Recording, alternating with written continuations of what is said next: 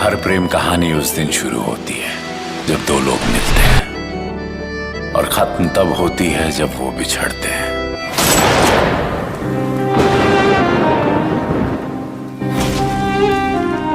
लेकिन इन दोनों की कहानी उसी दिन खत्म हो गई जिस दिन ये मिले थे, क्योंकि बिछड़ना शायद इनके मुकद्दर में लिखा था।